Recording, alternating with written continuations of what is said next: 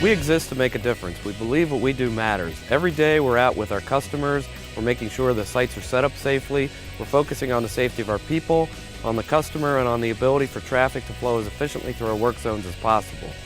I like seeing the smiles on people when they feel like they've done a great job and they've kept the client safe that day.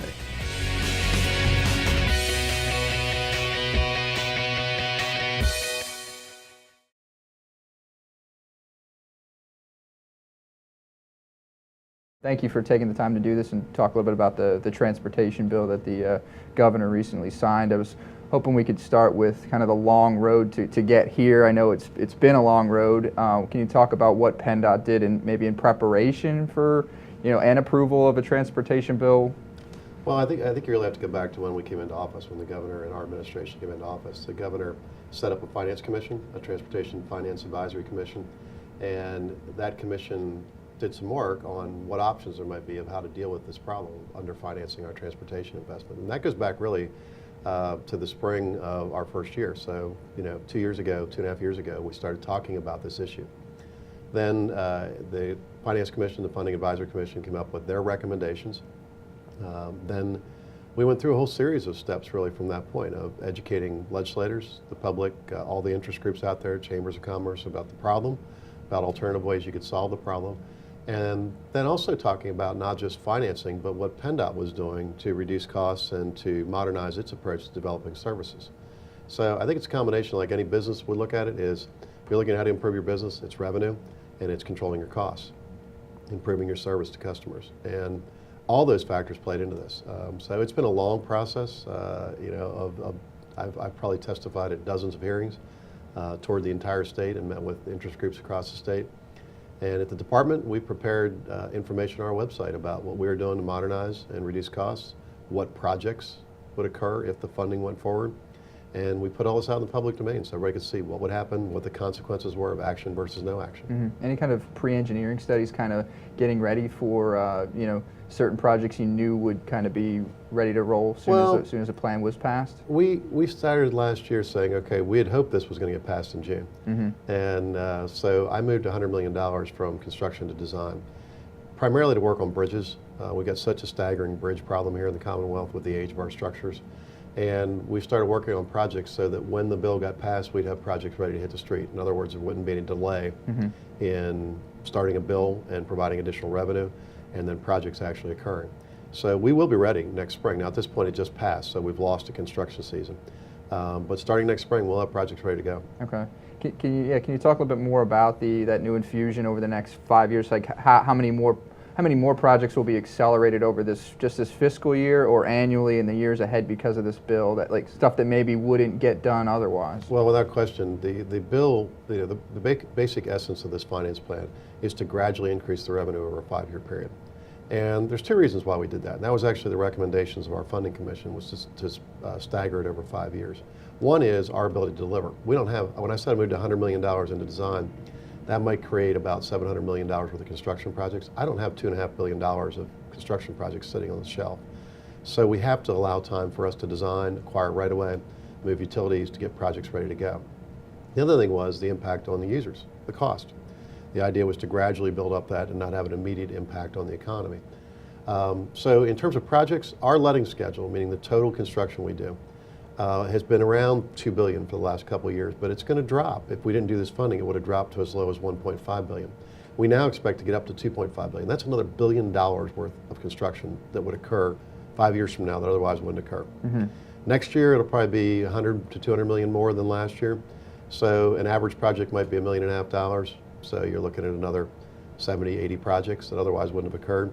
And then each year it'll grow by that much. So 70 or 80 this year, another 70 or 80 the next year, another 70 or 80.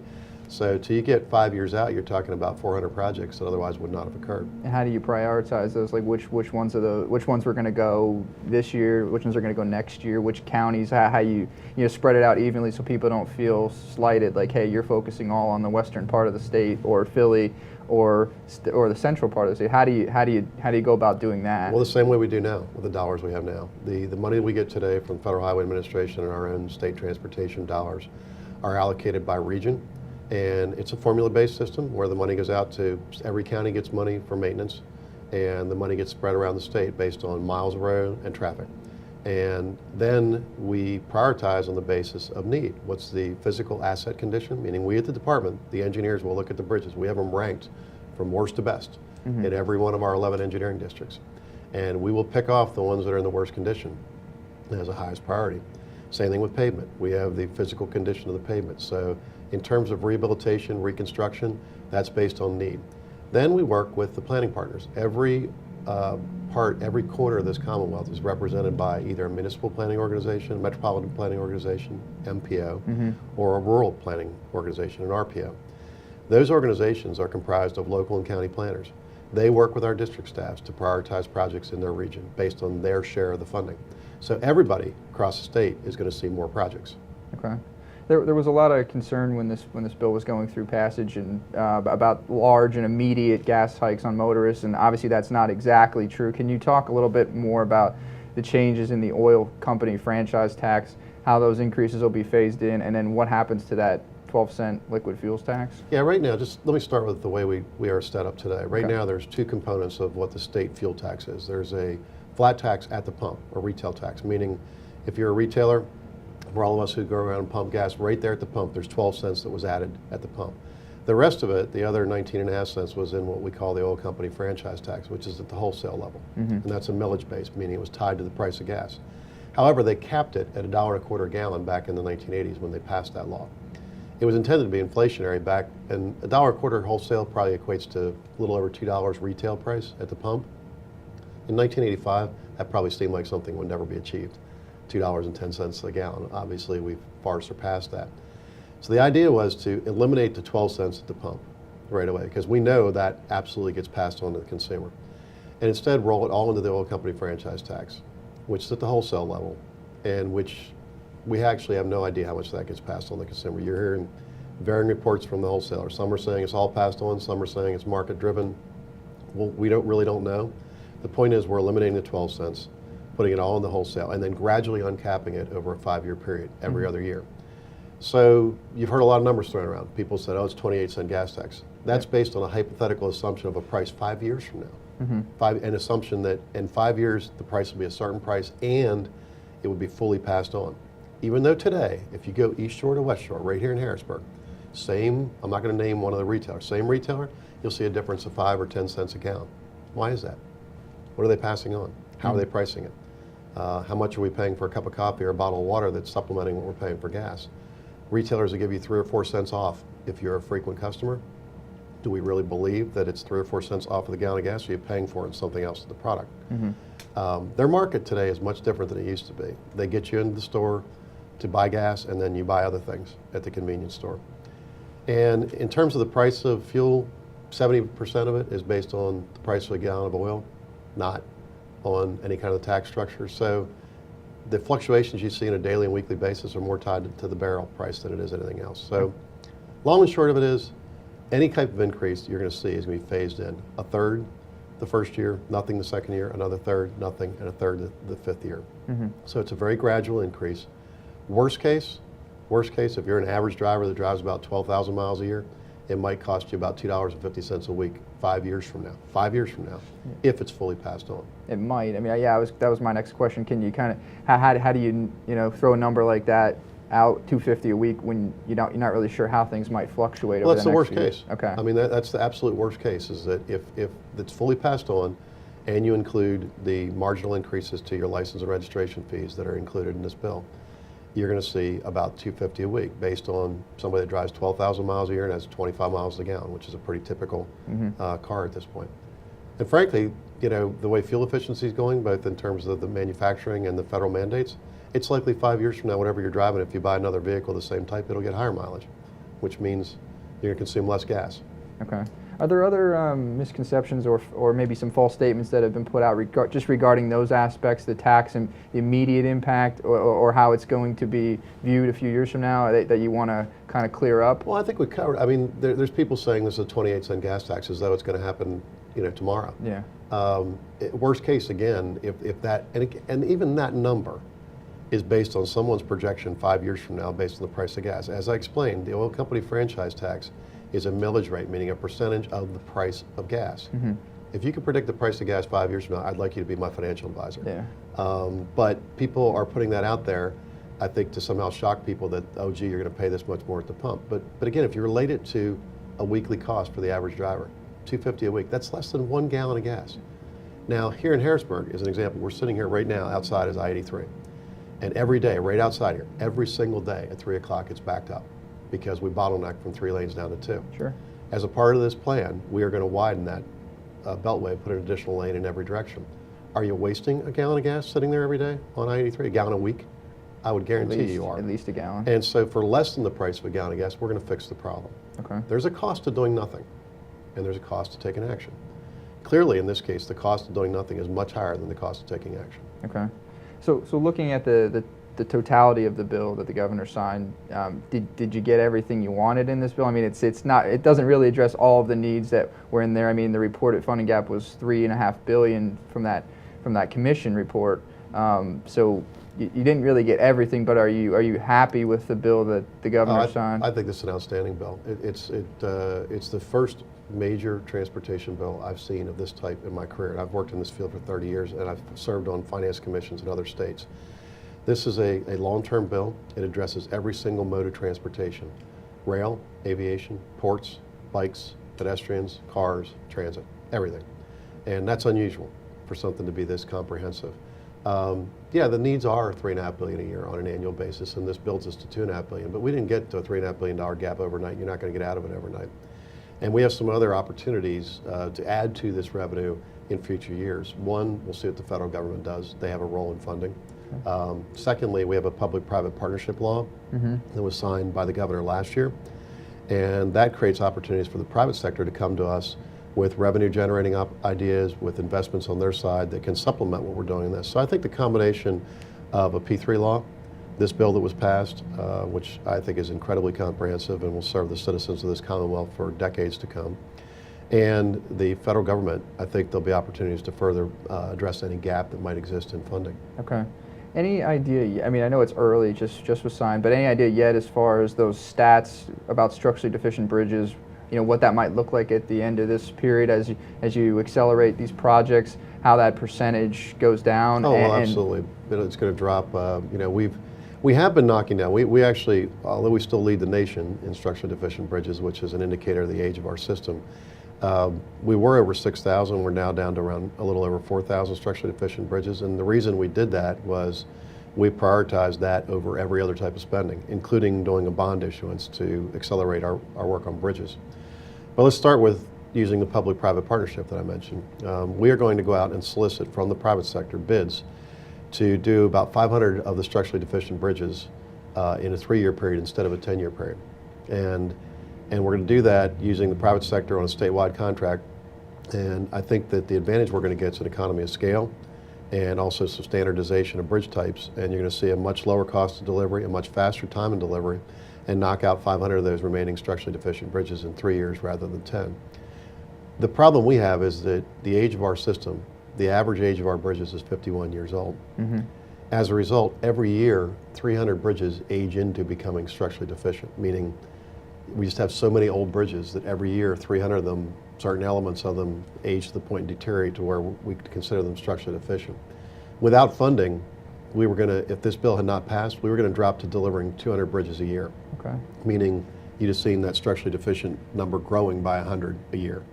Instead, the combination of the P3 application I just talked about and this increased funding will deliver about 400 to 500 bridges a year. So you're going to see a steady decline in the number of structurally deficient bridges. Okay, so we won't be back here in 5 or 10 years about at a similar level saying, hey, the gap was, you know, $3.5 billion. We didn't get 3.5, and you know now our needs have crept back up again, and we've pushed it back up to 4,500 bridges. Or well, the only thing I will say, Jason, is that we've got to be concerned about is something I mentioned earlier about the cars we drive. Okay. You know, part of the problem that exists while we have this funding gap is that we haven't touched transportation fees since 1997, 16 years ago. It's the last time your registration, license fee, or any of your gasoline taxes were adjusted. So if you go back 16 years ago, what were you driving 16 years ago?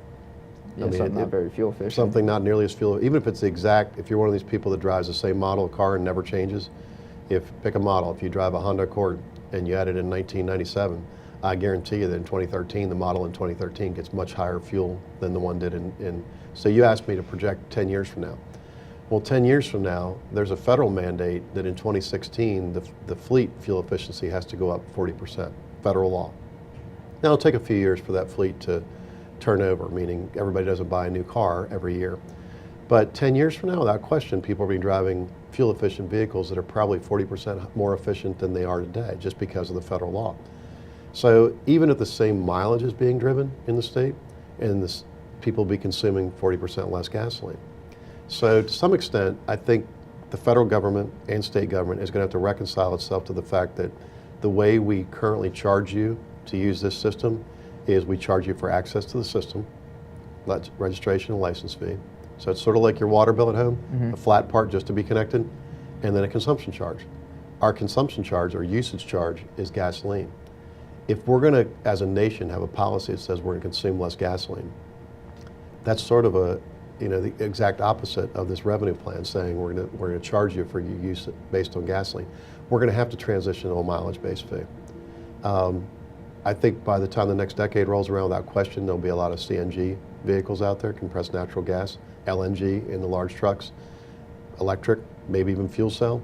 So again, you can do BTU equivalency charges to make sure that those folks pay on a BTU rate the same as those using gasoline or diesel.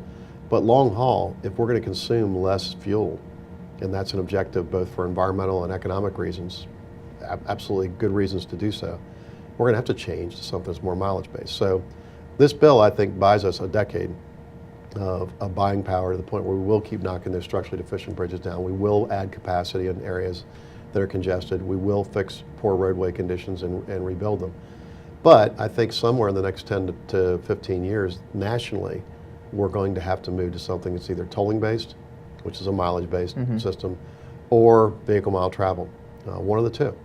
Otherwise, we're kind of chasing our tail with this model of saying gasoline consumption is the way we're going to fund our roads when we're going to consume less gas. Is that an easier fight or a harder fight when you talk about the politics of this situation, how long it took to just get a bill like this done when you're talking about making a different kind of change and you involve, state or federal politicians? How do you see that playing out? I think they better start talking about it now if you want it done in 10 years. Okay. It's not going to be easy, but that's why I say federal. Yeah. Because the reality is you can't have individual states doing it differently. We have 30% pass-through traffic here. We're the Keystone State, and you can't get to the Northeast without going through Pennsylvania. If we switched from a fuel-based system to a mileage-based system, say an odometer tax, well, how would we charge the people who are passing through the state? That would be very difficult because how would you go back and get their odometer ratings for when they pass through Pennsylvania? So we need a national model on that. That's why the federal government's got to step on. They're the ones mandating the 40% fuel increase efficiency. So if they've got that policy in mind, they have to wrestle with the other issue, which is how they're going to deal with their revenue. One I've heard it described as policy schizophrenia, right? On one policy we're going to do this, and then on the other one we're going to do this, and they don't necessarily match up. So I think there's going to need to be federal leadership on that, so there's a consistency from one state to the other. You're absolutely right, it's not going to happen easily, it's not going to happen overnight. It's being discussed now. It's something that I think is going to take a lot of dialogue. It maybe is something of the tune of, okay, when we go to tolling all the interstate roadways, we give up the 18-cent federal gas tax in exchange. So you tell people, okay, we're cutting your costs this way, we're charging you a different way. Okay. What does the change in the prevailing wage threshold really mean for state transportation projects? Does it, how many projects each year would actually be under 100,000? 17 last year. Okay. It's not a state issue. All right. The prevailing wage change that we made was we moved the prevailing wage threshold to where prevailing wage applies for highway work only from 25,000 to 100,000. The reality is at PennDOT we had 17 projects out of thousands that were under $100,000. So it's not a state issue. What it is an issue for is rural Pennsylvania, local government. Because in the municipal world, 60% of the work was under $100,000 last year in total. And the other 40% of local government work went up as high as cumulative maybe $500,000. But individually, there's certainly, I would say 70, 80% of local projects are under $100,000. Okay. So for local government in particular, into the more rural parts, not so much Philadelphia and Pittsburgh, but the rural parts of the state, They have a lot of projects. The majority of their projects are going to be under 100,000, over 25, but under 100. So now prevailing wage will not apply to those projects. And that should be a cost savings for these rural areas because the labor rate is a statewide rate. And clearly, if you're in Potter County, all salaries, not just construction worker salaries, are not the same as they are in Philadelphia.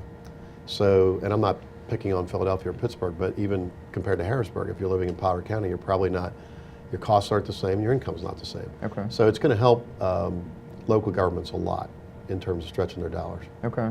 What about job creation? I mean, other than the jobs directly related to these transportation projects and how that might, it's going to create some additional jobs because you're accelerating projects at a faster pace than you've been. Can you talk about, do you believe companies will invest in relocations to Pennsylvania, or that they'll expand facilities here because the government finally passed a transportation bill, or do you think that many are saying, so what, there's still going to be some large needs? And Oh, I think without question, if you had Secretary Walker here, Alan Walker's our Secretary of DCED, he would tell you that when companies come to him and are talking about moving to Pennsylvania or expanding in Pennsylvania, they'll talk to him about economic development opportunities, and then generally the first person they want to talk to after him is me. Why? They want to know what the condition of our roads and bridges are going to be and what our commitment to funding mass transit is going to be. Because they move people and they move goods. And they're concerned, and they're looking at, say, Mid-Atlantic region and saying, where should I locate and why should I locate? Why should I locate in Pennsylvania? We've got a lot of benefits, low energy costs because of our Marcellus Shale, our geographic location, but we had a detriment, which was transportation, and they knew it. So they'd asked to see me. And we just saw our neighboring states in Virginia and Maryland actually do increases in transportation, significant transportation bills, similar to what we just passed. And they passed theirs in the last year. And companies were telling us that, saying, look, matter of fact, we had a dairy, here we are, the leading dairy state in the nation, and we had a dairy company, a farm dairy operation, go to Virginia because of the commitment Virginia made to transportation over Pennsylvania because we did not pass one last June.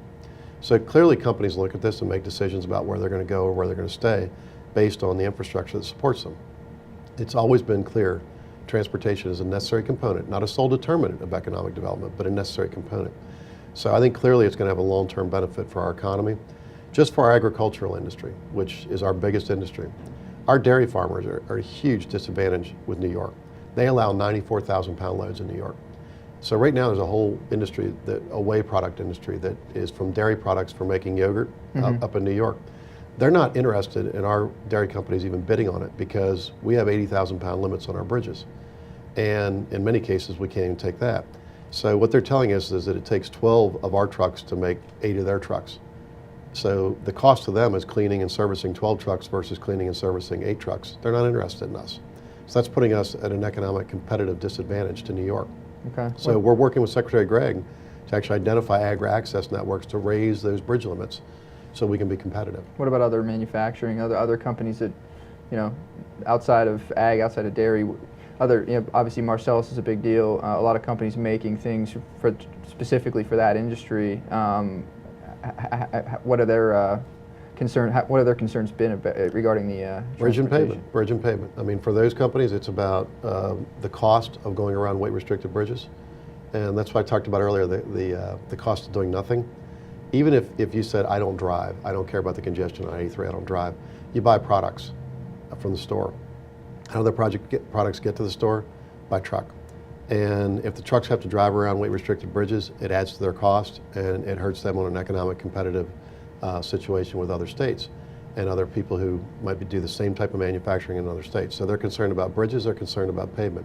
Timber industry, coal industry, Marcellus industry, they all, when they travel on our roadways, if the roadways are in poor condition, have to enter into a maintenance agreement with us, and they have to bond the road. And if they cause damage to the road, they have to pay for it. And they have been, the timber and coal and Marcellus industries have been complaining mightily to our legislators saying, PennDOT doesn't have the money to take care of the roads, therefore we're having to do all the improvements to them as we use them. So you're basically just taxing us rather than solving this problem on a statewide basis. Those costs, for every timber truck that goes, it has to put $1 million into a roadway resurfacing, that gets passed on to every timber product that's created out of the timber they're taking. So clearly they might leave because of that, right? Absolutely. Coal industry, timber industry, manufacturers, If they see their costs going up because of our bridge situation or the pavement situation, they'll leave. I've had a number of manufacturers across the state talk to me and then talk to legislators about the fact that if they didn't do this, they were going to consider moving their location to another state where transportation wasn't a cost factor. Okay. About the turnpike debt, I mean, this bill doesn't seem to address it, at least not right away. It doesn't phase it out until, is it 2021? 8 years. Yeah. Okay, so you get to that point, and there's still, I think it's $50 million going to PennDOT for mass transit after that. I mean, what happens to the turnpike debt and tolling in the short term? Well, in the short term, there won't be any changes because Act 44 will continue for a year. So we'll continue to borrow $450 million a year from the turnpike and provide it to PennDOT for, it does shift to use now all for mass transit portions and operating assistance and portions for capital renewal. And then in year 8, that ends, period. It ends, it gets replaced with a sales tax, portion of the sales tax on cars and trucks. Okay. From that point going forward, they put $50 million in cash, meaning not debt. So not borrowing any money. So that'll reduce the debt. So after year 8, you'll start to see a gradual reduction in tolls because the tolls will not be supporting that debt service. You know, $450 million, you can use roughly a 12-to-1 ratio for debts, about $35 million it costs each year, and then the next year it's 70, then 105, and 100, you know, so it just keeps cumulatively adding up. And we'll stop doing that in 8 years from now. So for the turnpike toll users, there'll still be a lot of debt to pay off, but you'll start to see a gradual decline in the rate of increase on the tolls. And that money instead will go back to just taking care of the turnpike. So you'll see that debt go down at that point once you get to, it'll start to once be you reduced, get about right. 10 years out, you'll start to see some of that phase out. You'll start to see a reduction. Right now, on average, if we do a 5% toll increase on the turnpike each year, about 3% of it is to go for Act 44. And so what'll happen is after 8 years from now, you won't be incurring that additional $35 million of debt. So you'll start to see a reduction of the need of increasing tolls. So if all things being equal, instead of a 5%, you might see a 4%. And then eventually 3, 2, you know, it'll go down to just what the turnpike needs to operate and maintain the turnpike. Okay. It'll take some years. It won't be instantaneous because there's an accumulation of debt as a result of Act 44 that needs to be paid off. Okay. There also seems to be some concern about a few provisions regarding portion of the funds going to the Commonwealth Financing Authority and the influence that legislative leaders have over decisions there. What's your response regarding the whole, you know, this is walking around money, that the WAMs side of it that's been thrown out there in the last few days? You know, it's nothing at all like the WAMs, if you want to call it that. All right, WAMs were, as I understood them, I wasn't part of government at the time, but it was basically saying, you get $1 million, you get $1 million, you get $1 million, spend it however you want to spend it. And that was what a walk around money was they basically gave it to each legislator and said, use it however you want to use it. This is a pot of money that can only be used for certain types of projects, multimodal projects. It could be pedestrian, bicycle, ports, rail, aviation projects. And basically the way they're going to use that, and it's only, I think, $30 to $40 million, and communities are going to have to apply for these projects. And every individual legislator isn't going to get money. That's what the walk around money was. So it's nothing at all like a WAM. All right? Yeah. This instead is the Commonwealth Finance Agency, which already exists, is being used to look at and review these projects and say, what else is the community trying to accomplish? And then how does this project fit into it? And in all likelihood, it won't be totally financing. It'll be financing a part of a project. Okay. But it is nothing at all like a walking around But isn't money. there some, you know, concern that certain leaders more of the money may go to their districts because they have more pull with folks on the authority? You know, if people have that concern, that authority, and even within our own, the secretary has always had discretionary money. And you get additional money through this, right? And So they you get $40 million. additional discretionary money as well. And yet that money is used on a statewide basis, and it gets moved around the state to supplement projects all over the state that are good projects and necessary projects. The last several years, I've used it just for bridges. Okay. So does it fill gaps, or does it that gaps that can't be made up otherwise? Right. Okay. And that's what this CFA is going to do. Okay. So I really take issue with people calling it walking around money. Mm-hmm. We're not handing, you know, each legislator a certain amount of money and saying use it however you see fit. We're saying that as this pot of money grows, and it's not initially the same, you know, that amount of money, but as it grows into that over a 5-year period, communities will have an opportunity we won't pre-spend the money. In other words, we won't say this amount's all going to aviation, this amount's all going to rail, this is all going to bikeways. Instead, they have an opportunity to be reactive of what's happening. You might have a major company. You brought up companies moving to Pennsylvania. Yeah. You might have a major company like the Shell plant going in and out of Pittsburgh, that were the cracker plant that we were attracted. We had to compete with a lot of other states for that. There's a lot of off-site improvements that are necessary to support that. And we might have $15 million we have to put into a roadway system when that project's ready to open. CFA could finance that. Okay. The next year, it might be something at the Port of Philadelphia, that there's an opportunity to attract with the new Panama Canal ships and the deepening of the Delaware Channel. Maybe there's an opportunity to attract a major shipper to the Port of Philadelphia, and they have a need for $5 million for cranes, $20 million for cranes. Okay. The CFA will be able to finance that because we won't have pre-spent it. So, I think it's a good way of giving the legislature an ability to be reactive to economic opportunity or need on a statewide basis. And that changes, and none of us can predict it. So having certain pots of money that are discretionary rather than pre-spent is simply a good business practice. I don't know any business that pre-spends every dollar it gets. Yeah. Is there a limit on that as far as if there's $40 million that they can only spend half of that this year, so there's some carryover for the next year, or that they have to spend it'll be replenished each year. If they don't use it, it can be there. Carried in that pot. over? Sure. Okay. But our experience has been on those types of programs, the demand far exceeds the revenue. If you opened the floodgates tomorrow and said everybody apply for these types of projects, be they bikeways, pedestrian improvements, roadway improvements that are on local roads, not state roads, that couldn't be funded otherwise, It's like you'd anything probably else. have hundreds of millions of dollars in needs. So the CFA will prioritize those on the basis of economic opportunity, on the basis of need, and trying to supplement other funding that we have and other sources of both private and public funding. So similar to a lot of DCD programs or any of the other any other agencies that have programs this competitive process, there's always more need, like Main Street or Elm Street. There's always more communities that want that money, and you can only give out so much in a year. So when this we is have comparable. projects like that, when we have opportunities with, we call it PCTI, the transportation improvements that we fund with the automated red light camera money, the demand far exceeds what we can fund. I mean, we get 10 times the request for what we can fund. And I think that's going to be the case with this.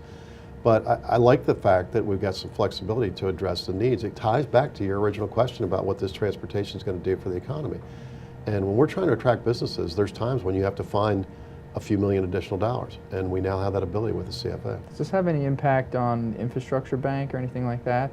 I know obviously Dauphin County had started one this year. Other counties may wish to do similar models. Does it do anything for them? Well, these are all tools in the toolbox, all right? And the one that Dauphin County did, we helped them in structuring that. I think it's a great program. I really congratulate the commissioners on that for what they did. It's going to help. It gives you another way of financing a project. And this will be yet another tool. All right, when people are trying to cobble together deals to attract companies, to build infrastructure, to support existing or new companies, to address safety or congestion problems, or simply community projects, things that will benefit the community, they're trying to cobble together funds. And they're looking for grants, they're looking for private investment, they're looking for sources to borrow money that they can pay back. So the infrastructure banks, like what was done in Dauphin County, is now a tool. You got a public-private partnership law that we didn't have until a year and a half ago. That's a tool. We got the CFA now with this multimodal fund. That's a tool. And I think all these things together are just going to make us more competitive as a state. Okay. Are there other aspects of the funding package that maybe have been overlooked, other things we haven't touched on that you feel folks have neglected to talk about and will actually pay dividends in the years to come? Well, actually part of what you just talked about, the portion of what's going to CFA is really a bigger part of what's called a multimodal fund. I think that is a hugely significant thing for the Commonwealth of Pennsylvania, and I'll tell you why. Every business that I know of out there looks at multi-year planning when they're doing infrastructure investment. For rail companies, aviations, ports, bicycle paths, pedestrian facilities, all these sort of non-traditional modes of moving transportation, and I'm not saying aviation and rail's non-traditional, but I mean it's not funded the way we're funded highways. PennDOT, we're able to do 12-year programs, meaning we'll look at a project and say, okay, the 83 project is going to occur in 6 years. That's when it's going to get built. And there's a certainty to that, meaning we know the money today, but we're going to start developing it knowing we have the money in 6 years. We can't do that in rail, aviation, ports. It's an annual appropriations, and you have to see what the general fund is like, how much money is going to get allocated, if anything is going to get allocated. Then we get these grants, and we get applications, and the applications far exceed the amount of money. So we do a competitive evaluation, we select those, and we tell you, okay, you're getting your grant this year, or you're not. And if you don't get it, all you got to do is your only option is to wait and see if there is money next year and you can apply again. Now we have the ability to do multi-year planning in rail, aviation, ports, pedestrian facilities. That's what the multimodal fund was created. We took a portion of it and dedicated it at each mode so that we could do that kind of multi-year investment planning, partnering with the private sector, partnering with other modes of investment. And we took a part and made it discretionary, some of which is at the Secretary's discretion, some was CFA. Okay. And the whole point of that is to both give a pre-spend amount that we can dedicate to each mode, so we can do multi-year planning, and then keep some in reserve for the unexpected needs that do occur every year. Okay. And it happens for the state, no different than it happens at every private citizen and every private business out there. Okay. Last thing, I mean, how, in summary, how will we look back on this, you know, at the end of this, 5 years from now, we're going to say this bill passed here, you know, at the end of 2013, all this funding, you know, came in, projects got underway because of it, or at least quicker than they would have otherwise. How will we look back 2017, 2018, and we say, sit here and evaluate I think this is it? a landscape changer for the Commonwealth of Pennsylvania. It's going to improve safety. It's going to improve congestion. It's going to improve our economic competitiveness. It's going to create jobs. And when you can put all those things together and say you've done all that and shown the private community out there that looks at investing, I mean, our economy here is driven on jobs. It's no secret. You hear every elected official talk about job creation. Why? 2/3 of the general fund revenue comes from personal income tax and sales tax. So the objective of every state is to create opportunities for citizens. And I think with this bill, what we've done is created opportunities. Why? Companies are now going to look at Pennsylvania as saying they've made a commitment to investing in infrastructure. They've made a commitment to investing in all modes, improving public safety, improving access, improving our ability to move people and goods. And as a result, there'll be more jobs here, more companies staying here, more companies locating here. That's good for all of us. It's good for our kids. I've often said I was fortunate enough to graduate high school, Pennsylvania, graduate college from Penn State, and spend my entire career as an engineer. I didn't have to move because there were opportunities here for me. Too often we talk about a brain drain of kids leaving because they're not opportunities. This bill is going to be a significant component of creating opportunities for kids who want to stay in Pennsylvania and others who might want to move here. And I think that's going to be recognized 5 years from now as an incredibly important piece of legislation. Okay, thanks for taking the time. Sure. Appreciate it. Thanks for having me.